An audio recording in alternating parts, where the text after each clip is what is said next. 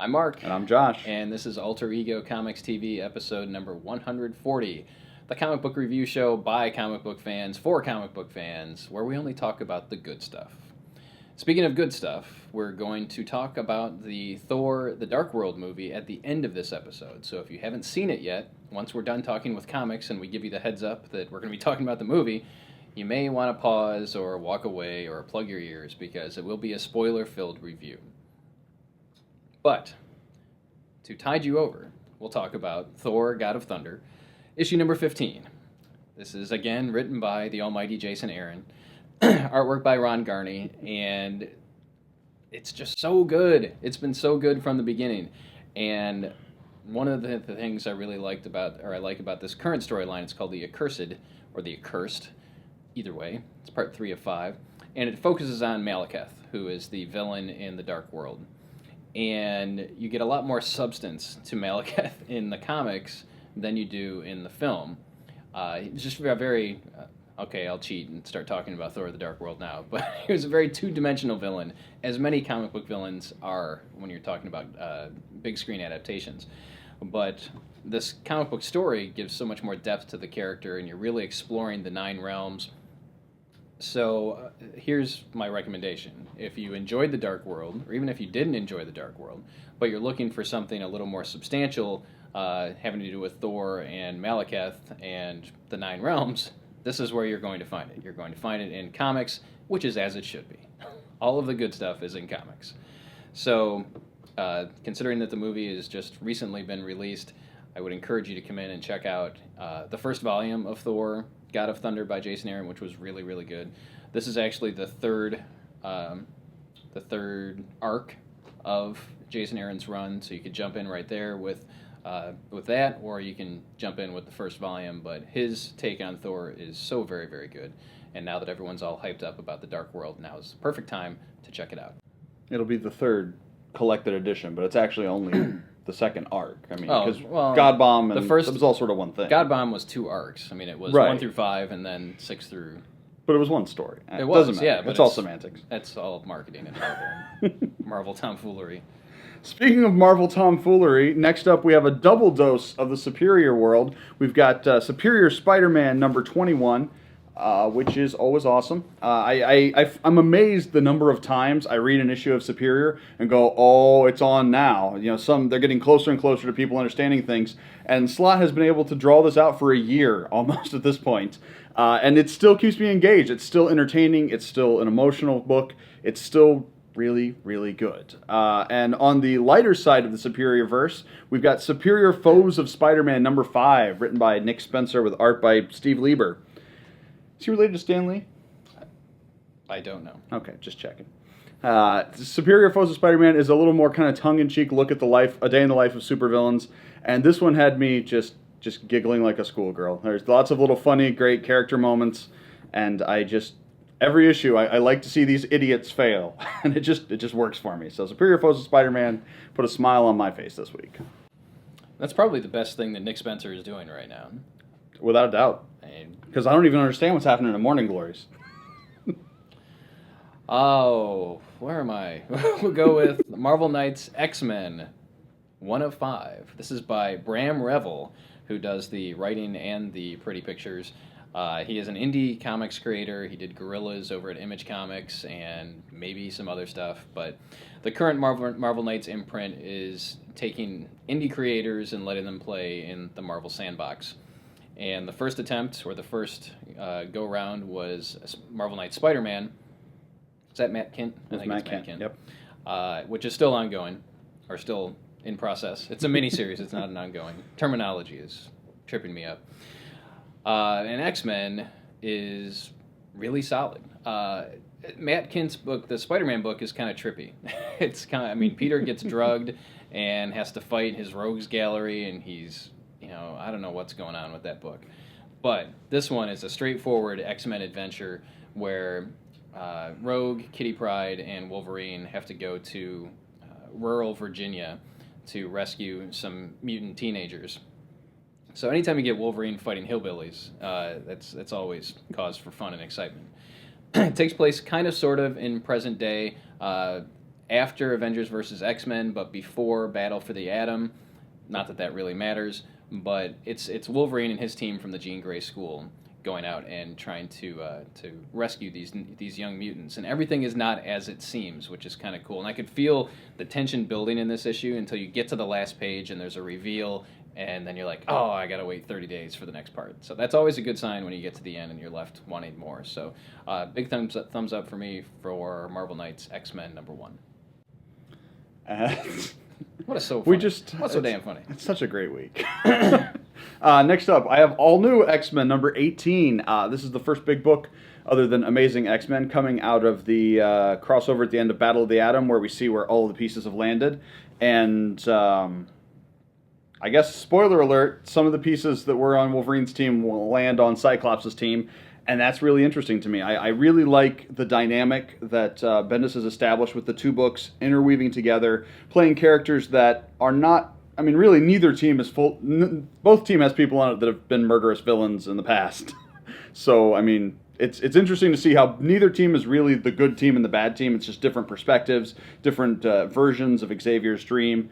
And it just really works for me. I love the characterization Bendis has given us on these, and... it's just good. It's just so good.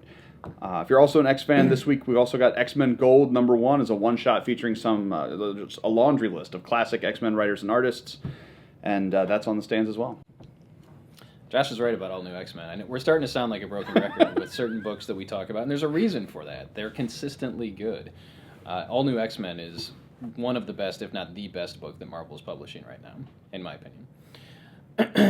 Next up for me, Superman Wonder Woman #2 by Charles Soule and Tony S. Daniel.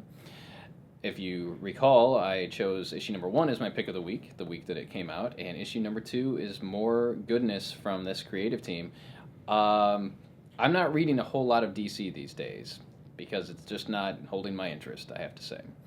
But I will keep reading this book for as long as Charles Soule is writing it because his dialogue is great, his characterizations are excellent, and I want to read more about Superman and Wonder Woman and how they're getting along in the world and how they're exploring the relationship. And yeah, I could say more, but I will stop there. I thought about saying something inappropriate, but I stopped myself. My filter was in place. But we get to see some of... last issue we saw Doomsday show up towards the end of the issue. This issue we get some of Wonder Woman's family / Rogues Gallery showing up. It's just really solid. Those of you looking for an excellent Superman book, this is the book to check out. There are a number of them on the stands right now, but for my money, Superman Wonder Woman is the best representation of Superman that we can find right now. So I'll continue reading, as I said, as long as Charles Soule is writing it, and he's quickly becoming one of my favorite writers. Between Letter 44 and Superman Wonder Woman and some of the other things he's doing, he's got a great future ahead of him. And Superman Wonder Woman actually serves to bridge another gap. If you haven't jumped onto the New 52, if you want to see a more classic Superman, I really feel like the dialogue, the personality shown here is classic Superman. This is Christopher Reeve's Superman.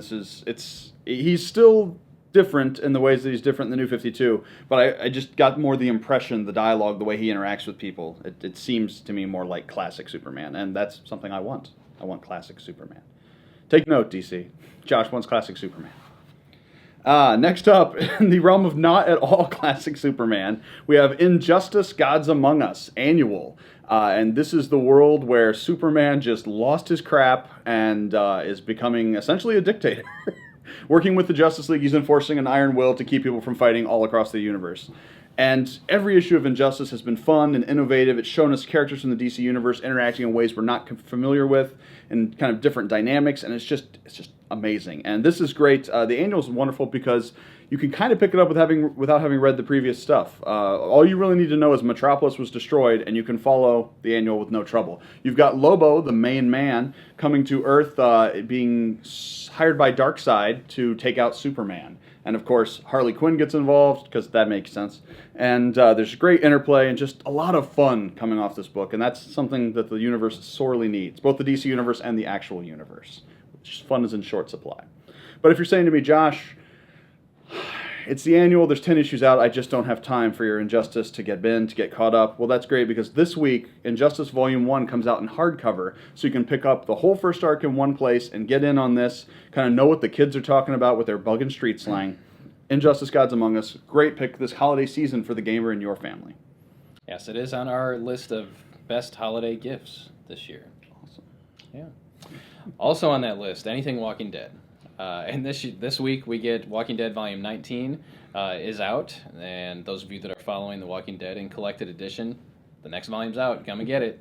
If you're reading in single issues, the newest issue also came out this week, the second part of All Out War, and this month The Walking Dead starts shipping every other week, so or twice a month if it's a five-week month. So you're going to get a whole heaping helping of Walking Dead over the next 6 months, while All Out War continues, and you can pick up 2 issues every month of The Walking Dead. All right, now that the comics are out of the way, here's your spoiler warning. We're going to be talking about what happens in Thor: The Dark World. And we're back. So what happens in Thor: The Dark World? So, like, there's punching and hammer throwing and mischievousness. Let's go back a second. Thor: The Dark World is... it's obviously a sequel to the first Thor film. It's still a sequel to the Avengers. Kind of what Iron Man 3 was. We knew who the characters were, but the nice thing about it is that they're I can't speak. I'm going to say everything twice. They're progressing chronologically. So, we are aware of what happened in Avengers and in what happened in Thor Volume 1, Thor the first movie, Thor movie the first. Basically, Thor returns to Earth, returns to Jane Foster, and there's a great scene towards the beginning of Natalie Portman Jane Foster out on a date with Chris O'Dowd from the IT Crowd and the Bridesmaids and some other movies. He's that Irish guy. You know what I'm talking about, right? I saw the movie, so I know who you're talking about, but I wouldn't have identified. You've never seen him in anything? No, okay. I don't get out much. All right. So she's still trying to figure out her spatial anomalies and wormholes and that sort of thing, and Dr. Selvig is all bat bleep crazy because of Loki being in his head, and he's running around naked at Stonehenge, and Selvig was my favorite part of the movie. Yeah, he was great. The right balance of gravitas and comic relief. Stellan Skarsgård just knocked it out of the park. So again, we find out that some battle long ago in the past. I found it humorous to some degree, that the Dark World opens the same way Thor opened, with Odin narrating a story from the past and how it's going to come back to bite them in the ass. Before it was about the Frost Giants, and now it's about the Dark Elves and Malekith, who is just an evil guy. So his plan is to make everything dark. The Dark Elves like the darkness, so he's trying to... They want to undo reality. Yeah. They existed before our universe. They want to go back to the universe they lived in and destroy all reality into the darkness and the emptiness, the void. As most people do. We all want retro. We all long for the days of the past, and we don't like the present and the kids with their rock and roll music. So Thor gets involved. Stuff happens... You want to jump in? We don't need to give them the synopsis. We just need to tell them what we thought. Is it good? Yes. It's awesome. Do you need to see it? Yes. Probably. Wait, you just said it's awesome, and not probably. Well, I don't know what their situation is. Maybe they're allergic to awesome. I don't know. Many people are, apparently. It apparently is. Not enough people are reading all new X-Men. No, it's a lot of fun. I think its flaws, as I was watching it, it's really dull for the first... Not dull. Dull's not the right word. It's slow and sort of momentous and building up for the first probably third of the movie.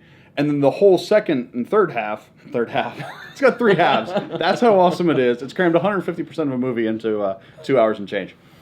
The whole back 2/3 is really kind of madcap, and there's jokes, and there's adventure, and there's punching, and comparatively, the first part seems really boring. I'm actually of the opinion that the entire prelude you were talking about with Malekith is entirely unnecessary. They could have revealed that in dialogue. As a matter of fact, they revealed most of it in dialogue when it was explained to the characters who didn't know about it, like Portman and whatnot. But no, just a lot of fun. I thought we got great characterization. Hemsworth is just awesome as Thor. He nails it. It's just that right mix of amusement at humanity, a sense of honor. He's a warrior. He's in love with this chick. He's just got all this stuff going on, and he bottles it. It's like Thor in a bottle. Lightning, whatever, thunder in a bottle. Just great. Musk. Hemsworth is Thor. Skarsgård was great. Portman was good.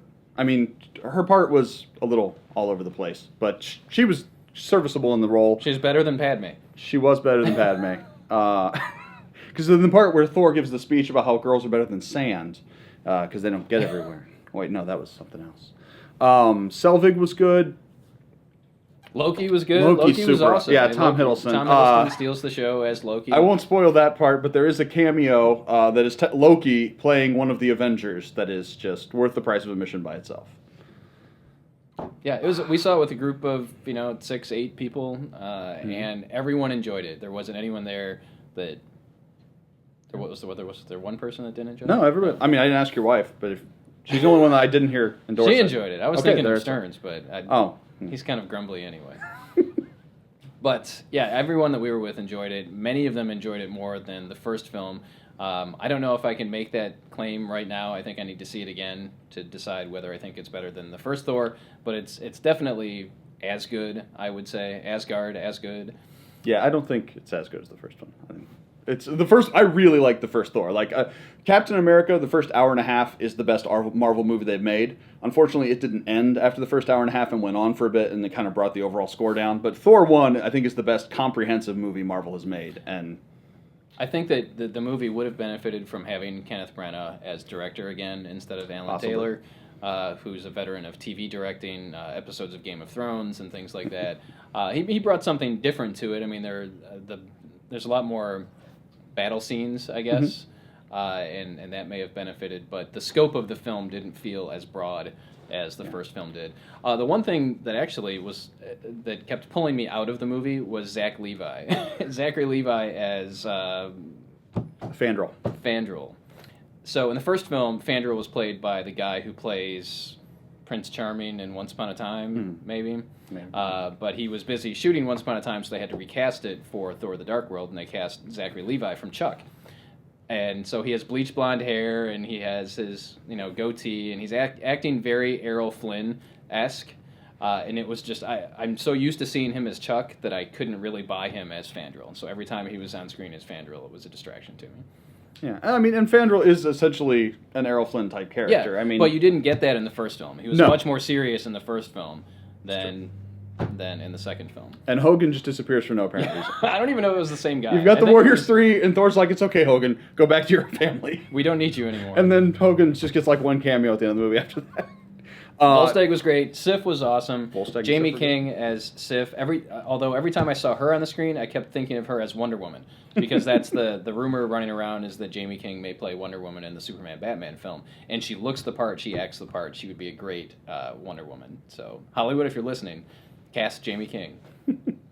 I guess from a story standpoint, the greatest weakness for me was Malekith. Beyond being a bad guy, had no dialogue. 99% of the dialogue he has in this movie is not in English. It's in Dark Elven or Svartful Hyvenverligans. So there wasn't really any opportunity for acting. Like, he was very... Well, and he's covered in makeup. And he's angry. It's Christopher Eccleston who played the 9th Doctor of Doctor Who fame, and he was on Heroes. He's done some other stuff. He was John Lennon in the BBC Lennon thing. We'll just pull up his IMDb. We'll just read that off to you. Put them in the notes. But he's unrecognizable because he's under so much makeup, and he's not speaking in his own voice. And he's got voice modulation going on, and he's speaking Dark Elvish. So that was my biggest complaint about the film, is that the villainous threat, was kind of meaningless. I mean, we knew that there was this big bad thing. It was kind of like the Galactus Cloud in Fantastic Four. It just didn't mean anything. That didn't mean... Basically, I enjoyed watching the characters on the screen the whole time. As Josh said, Hemsworth is Thor. If they ever decide to make more Thor movies somewhere down the road after Chris Hemsworth is like 70 years old, I guess he can play Odin. He can play his father. Thor Odin. Yes.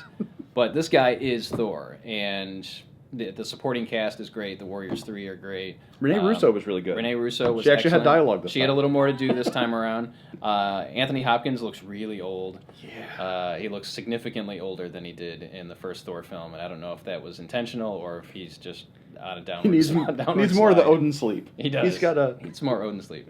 And as we mentioned, Tom Hiddleston as Loki, will steal any scene he's in.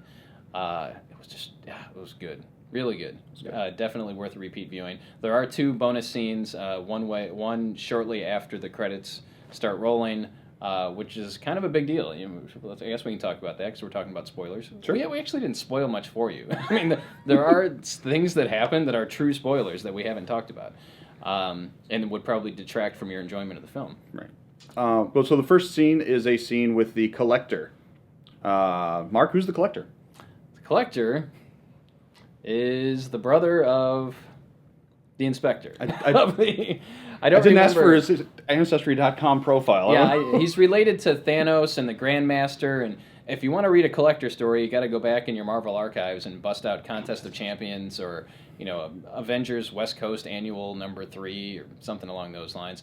But more importantly, he's played by Benicio del Toro, who has a really bad white/blonde wig. I don't know if it was bad. I think it was just so weird intentionally to look weird. And the character is very, what's the word I'm looking for? Light and airy. Just, a lot of the Marvel stuff, the characters are serious and rough and tumble, and he's 2 of the Warriors 3, Sif and Volstagg, go to the Collector's ship or someplace to deposit one of the... Sif's not actually one of the Warriors 3, just for the record. She should be. Well, she should be, but there's 3 of them, so it should be the Warriors 4. Well, they had to bring Hogan because he was lost. Left on a planet someplace. But they have to bring an artifact to the Collector. They feel like it's going to be safe with him. Why? I don't know. Because the Collector really is not a good guy. But he's got these little fairy people that are kind of his assistants, and he's got people in cages and other stuff. He's the Collector. He collects stuff. So we got a little glimpse of what is to come in the Guardians of the Galaxy movie, which comes out in August of next year, so August 2014. Maybe. Or Avengers 3. It's not really clear. I think it's going to be Guardians of the Galaxy. Basically, and this should be no surprise, because those of us that enjoy comics kind of thought about this when we saw Thanos at the end of Avengers. They're building towards an Infinity Gauntlet type of showdown. Now, whether my hunch is that happens in Avengers. Well, it can't be Avengers 3 because that's Ultron. No, 2 is Ultron. 3 is... Oh, 3 would be... And again, we're just guessing. Yeah, we don't know crap. I haven't seen the diagrams by Joss Marvel has not Brain called Trust. me. And why not? Guardians will have something to do with some space threat, and maybe another Infinity Gem shows up, and then maybe we get to see the Infinity Gauntlet as Avengers 3. They're not going to leave that stuff just dangling out there. I mean, it's too important to... It's they too showed Too Thanos. important to us. No, it's too important. Why would they bother putting Thanos in at the end of Avengers and doing this scene with the Collector? How many Marvel movies have you gone to where everyone in the theater left when this credit started and didn't stay for either of the scenes? That's only out there to people like us. I'm not arguing that. And it happened again when we saw Thor. It ended, people got up and left, and I'm like, what? And then people got up and left after the first scene, not waiting till the end. Do you really got to go that bad? Did you have that supersized pop? You got to go to the bathroom? Just wait. Or go quickly and come back. Just go in your pants. Who cares? It's Thor. You're going to miss the scene at the end. So anyway, we get a scene with the Collector. The scene all the way at the end is inconsequential but somewhat humorous. Thor, in the film, leaves Earth again, and Jane doesn't know if he's coming back. Well, at the end of the credits, Thor comes back, and there's also a... I thought that actually hurt the movie. I liked it better with him not being back at the end. Well, he left at the end of the first one and didn't come back, and Jane's like... What's up with that? Well, I guess You're I feel like gone for 2 years. There's no real reason to put that after the credits. I almost feel like there's supposed to be a different after the credits sequence. It should have been the end of the movie. And they had to cut it up to fill for a missing shot or something. I don't know. But so that's it. That's our crazy stream of consciousness review of Thor: The Dark World. We highly recommend it. Not a bad movie at all, and very enjoyable. I think it will be viewed again by both of us at some point. And will be owned on the Blu-ray when it comes out. So, did you see Thor: The Dark World? Would you like to share your thoughts with us? Share them. Send us your thoughts. No, not that one. That's dirty. Put your comments below about Thor and any other comics that you're enjoying, and whether you're enjoying the comics we're talking about. No more Marvel movies until April. We've got Captain America: The Winter Soldier coming out April 4th. So in the meantime, if you have not read that classic is not the term I would throw out. Modern classic? Modern classic. It came out in, what, 2006, I think? Yeah. The storyline called The Winter Soldier, which the movie is based on, you can head to your local comic book store, and if that's us, we hope to see you. We can hand you the Winter Soldier Collected Edition, and you can read that before the movie comes out, so you know everything that's going on, and you can wow your friends. So there's that. Anything else you want to say to the people? Allegedly, the 3D version of Thor has a different cap trailer than the one that's on the internet. I've heard that. Yes. So look out for that. The other thing we didn't mention, but we'll mention it briefly because you all know about it now because it's old news, because that's the way the internet works. Marvel has signed a deal with Netflix to create original series. There'll be 4 original series: Daredevil, Jessica Jones, Luke Cage / Power Man, and Iron Fist. Those are 2 separate shows, although they should be one show, Power Man and Iron Fist. No, if they're going to, but ultimately they're going to culminate in a miniseries called Defenders. So that would be presumably where we get them all together. Yes, where they all get together. So 13 episodes of each of those series, culminating with maybe a 5-part miniseries. It's a wonderful time to be alive. It's crazy. I love all those characters. Crazy stuff happening here, and the fact that it's on Netflix, which I already subscribe to, just good. And that means they can do crazy stuff. It's not network television, so they can break the restrictions of network television. I don't think they will too much. No, I don't think Marvel. they will too much either. but I think. But I mean, like Jessica Jones, her origin in the comics is largely fleshed out in Alias, which was part of the Max line, and is a mature book. It's not. Yeah, I don't need capes and tights. I don't need to see all that. So we got that to look forward to. 2014, 2015, plus all these Marvel movies coming down the road, plus Superman, Batman, Star Wars, Jurassic Park. Man, my head's spinning. It's a great time to be a Transformers. fan. Wait, what? Transformers 4? Yeah. Marky Mark. Say hello to your mother for me. I can't do a good Marky Mark impersonation, but hey, goat. Anyway. I like your beard. All right, we've gone on long enough. We will see you next time. Out.